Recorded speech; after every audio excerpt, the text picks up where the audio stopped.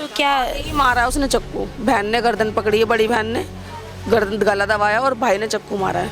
अच्छा, बात की शुरुआत कहाँ से हुई थी लड़ाई की? लड़ाई की शुरुआत ऐसे हुई थी, लड़ाई तो ये पहले हो चुकी थी, वो घर चले गए थे, दोबारा आए ना, जिसने चक्कू मारा उसकी छोटी बहन यहाँ स्लिप पे बैठी थी, वो आए बच्चों को लेके, उन्होंने कहा साइड में हट जा, मैं अंदर जाऊँगा, तो ये कह रही मैं तो नहीं हट रही। उन्होंने कहा क्यों नहीं हट रही, मेरा ही घर है, मेरे पे ही चिल्ला रही है, कह रही मैं नहीं हट रही। फिर भी वो सीढ़ी फांद के वो चले गए ऊपर। इतनी देर में उसने अपने भाई को बुला लिया कि मेरे से ऐसे ऐसे बोल रहा है, तू आ जा।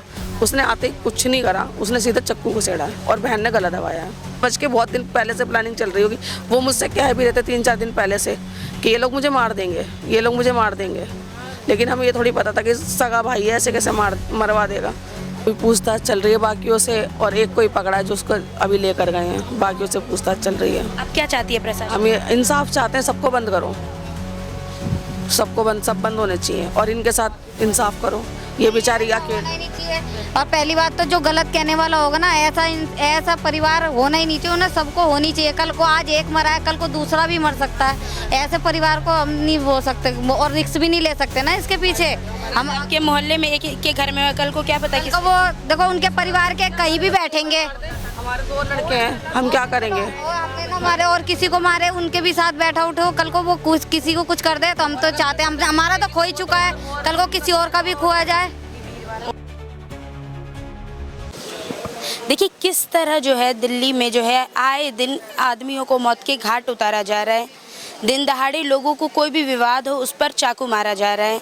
नमस्कार दर्शकों, मेरा नाम है खुशी और आप देख रहे हैं सनसनी रिपोर्टर। दरअसल आज जो मेरी मौजूदगी है वो दिल्ली के सुंदर नगरी, जहां का थाना नंद नगरी पड़ता है, वहां पर है।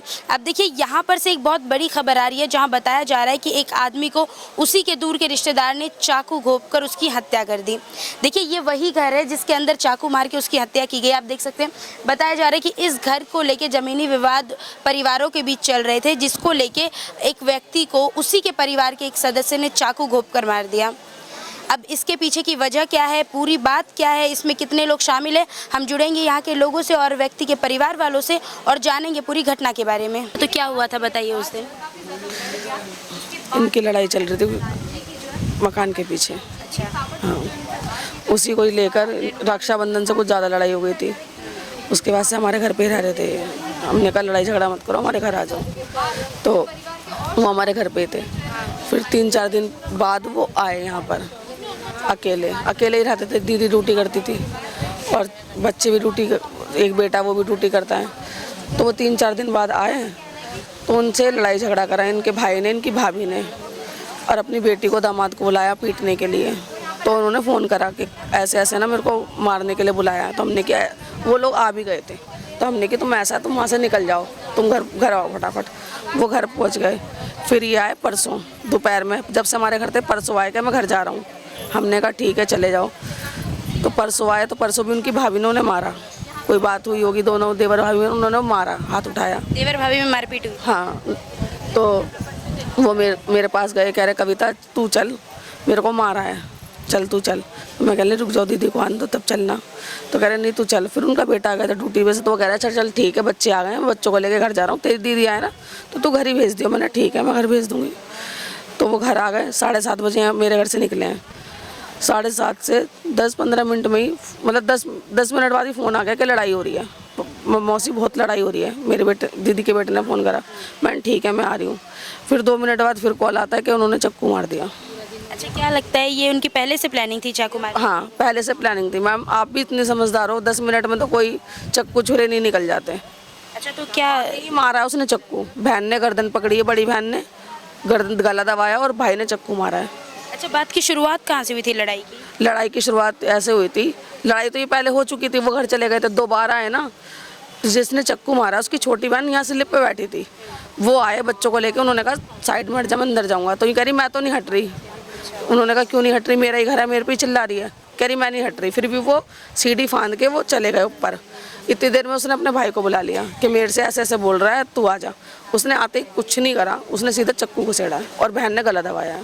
अच्छा, मतलब कुछ नहीं करी, सोच समझ के पूरा ये प्लानिंग करी है, सोच समझ के, बहुत दिन पहले से प्लानिंग चल रही होगी।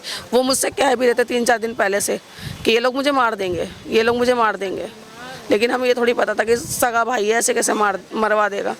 अच्छा, कितने लोग वहाँ जाके रहने लग गए। वो क्यों रहते हैं तुम्हारे पास जाके? जब डर होता है ना इंसान को, तो वो इंसान वहीं तभी भगता है। 4-5 दिन से कम वो वहाँ जाके नन्नगरी क्यों जाके रह रहे हैं? तब क्यों बोल रहे हैं कि हाँ वो मुझे मार देंगे? कोई ना कोई बात हुई होगी ना, तो ऐसे नहीं बोलता कोई भी। अच्छा, कितने लोग शामिल थे इसमें पूरा? वो तो उसमें इनके बड़े भाई थे, उनकी भाभी थी, उनका भतीजा सगा साहिल जिसने ईंट मारी थी वो फरार है। और जो दूसरे हैं जो सामने रहते हैं वो उसकी माँ, दोनों लड़कियाँ, दोनों लड़के और उनका भी एक लड़का फरार है। मतलब पूरा परिवार शामिल है इसमें? हाँ, पूरा परिवार, दोनों के। पूरे परिवार की सोची समझी साजिश? बिल्कुल सोची समझी साजिश है। अच्छा, ये यहाँ पर अभी थोड़ी देर पहले भी पुलिस एक इंसान को पकड़ के ले गई, वो कौन था? उसी ने ही मारा था, अच्छा। उसी ने चक्कू मारा था। अच्छा, ये बताइए कि प्रशासन से आप क्या मांग करना चाहेंगे और प्रशासन ने अभी तक क्या क्या काम किया है? अभी पूछताछ चल रही है बाकियों से, और एक कोई पकड़ा है जो उसको अभी लेकर गए हैं, बाकियों से पूछताछ चल रही है। आप क्या चाहती है प्रशासन? हम ये इंसाफ चाहते हैं, सबको बंद करो, सबको बंद, सब बंद होने चाहिए और इनके साथ इंसाफ करो। ये बेचारी होना अकेले। ही नहीं चाहिए। और पहली बात तो जो गलत कहने वाला होगा ना, ऐसा परिवार होना ही नहीं चाहिए। उन्हें सबको होनी चाहिए। कल को आज एक मरा है, कल को दूसरा भी मर सकता है। ऐसे परिवार को हम नहीं हो सकते और रिस्क भी नहीं ले सकते ना इसके पीछे। हम आपके मोहल्ले में एक के घर में हुआ, कल को क्या पता तो वो देखो उनके परिवार के कहीं भी बैठेंगे। हमारे 2 लड़के हैं, हम क्या करेंगे? वो आपने ना मारे और किसी को मारे, उनके भी साथ बैठा उठो, कल को वो किसी को कुछ कर दे तो हम तो चाहते हैं, हमारा तो खो ही चुका है, कल को किसी और का भी खोया जाए। और सीना चौड़ा होगा कि हाँ कुछ नहीं हो सकता, उन्हें सजा होनी चाहिए। आप सजा की मांग कर रही है? जी बिल्कुल। आप बताइए, आप जब यहाँ पर उनको चाकू मारा गया था आप मौजूद थी?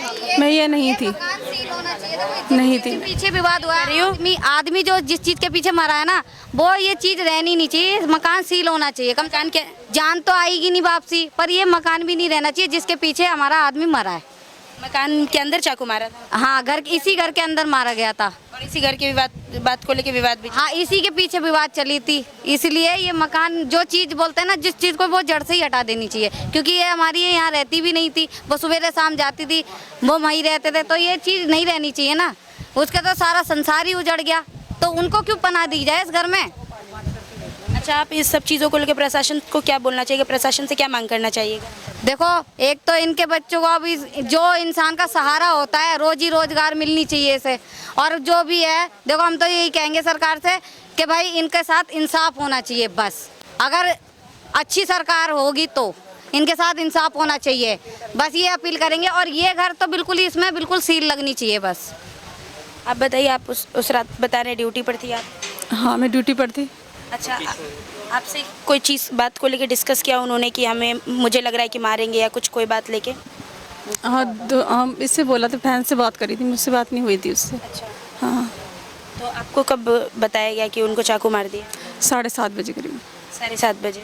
अच्छा, उनके जो घर वाले थे जिन्होंने चाकू मारा है, उनका व्यवहार आपके प्रति कैसा था? वो भी लड़ाइयाँ झगड़ा करते थे रोज़ 24 घंटे। मतलब उनको बुलाते थे, वो भी गालियाँ बकती थी, ऐसे ही करते थे। हम उनसे बात नहीं करते थे, ऐसे बकते थे गालियाँ।